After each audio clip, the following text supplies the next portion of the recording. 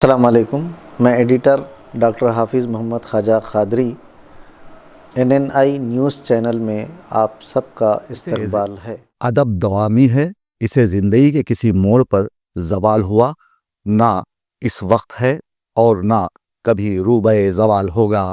یہ بات اکثر کہی جاتی ہے کہ ہم کتابوں سے دور ہو گئے ہیں، ہم نے مطالعے کو اپنی زندگی سے نکال باہر کیا ہے۔ ہمارے شہر میں کتب خانے موجود بھی ہیں تو ان کی حالت ابتر ہے، کتابیں مہنگی اور قوت خرید سے باہر ہو گئی ہیں یا شاید چھپنا بند ہو گئی ہیں۔ لکھنے والوں نے خدا نخواستہ قلم کی بساط لپیٹ دی ہے۔ مختصر یہ کہ ادب زوال پذیر ہے۔ یہ وہ باتیں ہیں جو آج کل اردو کی محفلوں میں کہی اور سنی جاتی ہیں۔ کچھ باشعور طبقہ بھی اس قسم کی باتیں کرتا دکھائی دیتا ہے۔ کچھ لوگ الیکٹرانک میڈیا کو قصوروار گردانتے نظر آتے ہیں اور کہتے ہیں برقی میڈیا پر برق رفتاری سے معلومات کا تبادلہ اور انٹرنیٹ جس نے ہمیں کتابوں اور مطالعے سے دور کر دیا ہے، گویا کتاب پڑھنا ہماری ترجیحات کی فہرست سے خارج ہو گیا۔ ایسے حالات میں مشہور و معروف شاعر صلاح الدین نیر کی جانب سے ہر ماہ ایک ادبی اجلاس منعقد کیا جاتا ہے جس میں حیدرآباد دکن سے تعلق رکھنے والے ان شعراء، ادیب، لکھاریوں کو یاد کیا جاتا ہے جنہوں نے اردو ادب کی ترقی میں نمایاں رول ادا کیا تھا۔ نظام کائنات چل رہا ہے اور چلتا رہے گا۔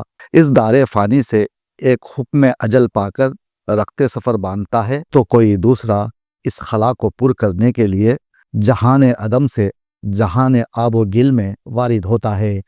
تاریخ ادب اردو پر نظر دوڑائی جائے تو مختلف اصناف شاعری اور نثر پر لکھنے والے شعراء ادبا کی ایک طویل فہرست ہمارے سامنے آ جاتی ہے، لیکن تمام ادیب و شاعر ایسے نہیں ہوتے کہ جن کے مقام و مرتبے سے ہر نقاد متفق ہو، لیکن انسانوں کے اس جہان فانی میں آنے جانے سے نظام کائنات میں کوئی فرق نہیں پڑتا۔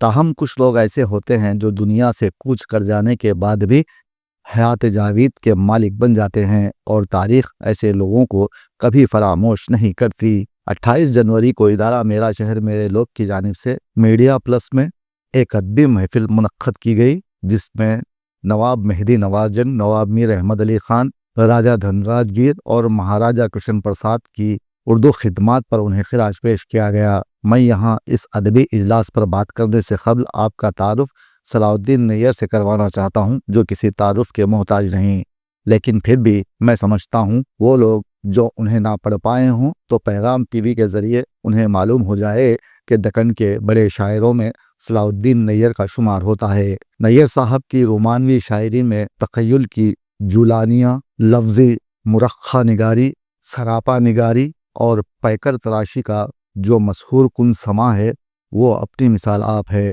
نیر صاحب کی رومان پسندی فکر و خیال کی ایسی شمع فروزاں کرتی ہے جو سپاک ظلمتوں میں دلوں کو ایک ولولہ تازہ عطا کرتی ہے۔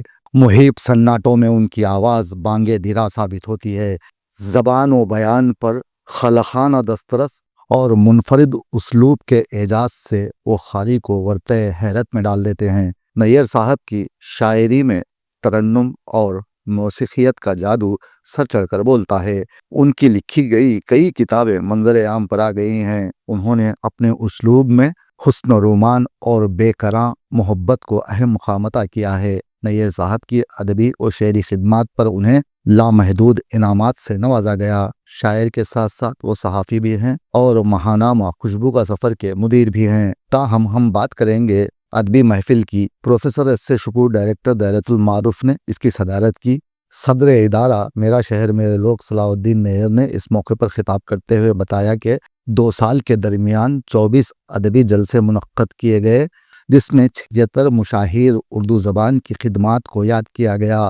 اس موقع پر اردو زبان و تہذیب کی پاسداری کرنے والی ذی وقار شخصیتیں لطیف الدین لطیف، تشکیل Anwar Razzaqi, editor Paigham TV M Wajid, doctor Fazil Hussain Pervez اور دیگر موجود تھے۔ اب یہاں میں اردو دوست اصحاب کو یہ کہنا چاہوں گا کہ ایسی ادبی محفل منعقد کرنا بہادری کا کام ہے، لیکن آپ لوگ کہتے ضرور ہیں کہ ہم اردو کی ترقی کے لیے کام کرتے ہیں، لیکن ایسی محفلوں میں اردو کے چاہنے والے نظر نہیں آتے، جس سے ثابت ہے کہ ان کے قول و فعل میں تضاد ہے۔ ادارے کے آپ صدر ہیں تو وہاں ادبی جیسے مجھے آتا ہے یہاں بھاشا ٹیمپر آف کاپٹس ہے، پہلے جب سے ہوا کرتے تھے ظہیر الدین صاحب کے زمانے میں ان سے رہتا اس پر غور کر رہا ہوں، کبھی بھی میں نے 2 مہینے میں اقبال کی ڈگری آنے سے کرے۔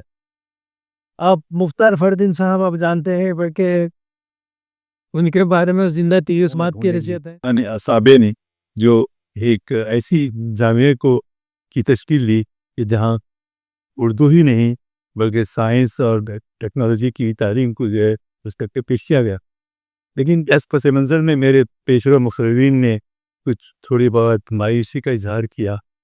لا تعیسوا من روح اللہ، لا تقنطوا من رحمت اللہ۔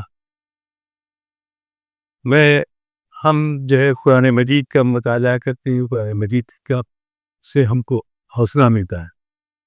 وہ یہ قائم ہوئی ودیاپن 1990 میں، اور اس میں جو ہے ٹیگور نے، گوپالچاری نے، سبھی نے اس کی کو سراہا اس اقتدام کو۔ تو چنانچہ اب لیکن انفارچونیٹلی جو 1947 اور 48 کے واقعات ہوئے، آزادی کی جنگ چلی، اور جو ہے ایک مسلم حکم کہ لوگ اردو کی روٹی کھاتے ہیں پھر اردو کو بدنام کرتے ہیں۔ میں بھی کبھی سوچتا تھا کہ اردو کی روٹی سے پیٹ نہیں بھرتا، لیکن ایسا نہیں ہے۔ بہت سے لوگوں نے پیٹ بھرا ہے، اور اتنا بھرا ہے کہ تونے نکل آئی۔ بہرحال وقت گزرتا رہا۔ ہمارے دوست نے ابھی بتایا کہ یہاں پر جو لوگ ہیں ابھی بہت کم دکھائی دے رہے ہیں، لیکن وقت آئے گا، کسی کو تو بارش کا پہلا خطرہ بننا ہے، آگے بڑھنا ہے۔ تو ہم کاوشیں کر رہے ہیں نیئر صاحب کی سرپرستی میں کہ چلو کچھ نہ کچھ ہو، کچھ نہ کچھ آگے بڑھے۔ یہ الگ بات ہے۔ آپ دیکھیے، میں خود اپنے چینل میں لکھتا ہوں اور لوگوں کو بولتا ہوں کہ میرا شہر میرے لوگ کے تحت ہر مہینہ ایک پروگرام منعقد کیا جاتا ہے، تمام اردو دا حضرات اس میں شرکت کریں، لیکن نتیجہ کیا ہے؟ صفر۔ ایسے میں جب بار بار ہم کسی کو کچھ بولیں گے، آئیے آئیے آئیے بولیں گے، تو ایک ہی شعر رہ جاتا ہے۔ اب کیا لکھیں ہم کاغذ پر؟ اب لکھنے کو کیا باقی ہے؟